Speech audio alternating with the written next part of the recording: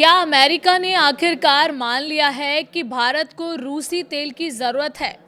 पहले दबाव, फिर टैरिफ और अब 30 दिन की छूट। लेकिन सवाल बड़ा है, क्या ये सिर्फ अस्थायी फैसला है या वैश्विक तेल राजनीति का नया अध्याय? नमस्कार, मैं हूं वंदना त्यागी और आप देख रहे हैं न्यूज़ 18 राजस्थान का डिजिटल चैनल। अमेरिका को क्यों देनी पड़ी सफाई? बड़ा सवाल। ईरान पर इजराइल और अमेरिका के हमलों के बाद पश्चिम एशिया में तनाव बढ़ गया है। खासकर होर्मुज स्ट्रेट के आसपास हालात इतने खराब हैं कि दुनिया की करीब 20% तेल सप्लाई खतरे में पड़ गई है। यही वजह है कि अमेरिका ने भारत को 30 दिन तक रूसी तेल खरीदने की छूट दी।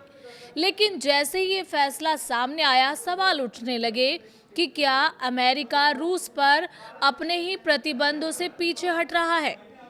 इसी पर सफाई देते हुए अमेरिकी ऊर्जा मंत्री क्रिस राइट ने कहा कि ये रूस के प्रति नीति में बदलाव नहीं, बल्कि तेल बाजार पर दबाव कम करने के लिए लिया गया एक अस्थायी और व्यावहारिक कदम है।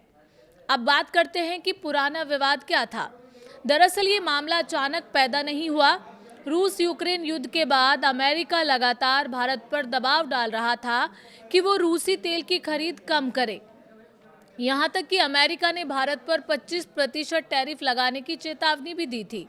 बाद में राष्ट्रपति डोनाल्ड ट्रंप ने ये कहते हुए कुछ राहत दी कि भारत ने रूस से तेल खरीदने की मनाही की बात कही है। लेकिन अब हालात बदल गए हैं। अचानक यू टर्न क्यों लिया गया? वजह है वैश्विक तेल बाजार में आई उथल पुथल। ईरान संकट के बाद कच्चे तेल की कीमत $70 से बढ़कर $92 प्रति बैरल तक पहुंच गई है। उधर अरब सागर, बंगाल की खाड़ी और सिंगापुर के पास करीब 1.5 करोड़ बैरल रूसी तेल टैंकरों में पहले से मौजूद है।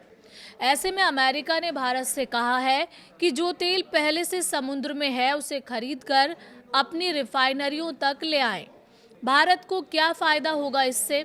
अगर भारत फिर से रूसी तेल खरीद बढ़ाता है तो रिफाइनरियों को सस्ता कच्चा तेल मिलेगा, वैश्विक बाजार में दबाव कम होगा और रूस के तेल को खरीदार भी मिल जाएगा।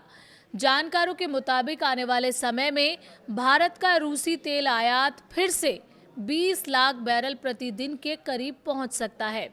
असली सवाल, लेकिन सबसे बड़ा सवाल अब भी वही है, क्या अमेरिका की ये छूट सिर्फ 30 दिन की मजबूरी है या फिर दुनिया की ऊर्जा राजनीति में भारत की भूमिका अब इतनी बड़ी हो गई है कि वॉशिंगटन को अपने नियम बदलने पड़ रहे हैं।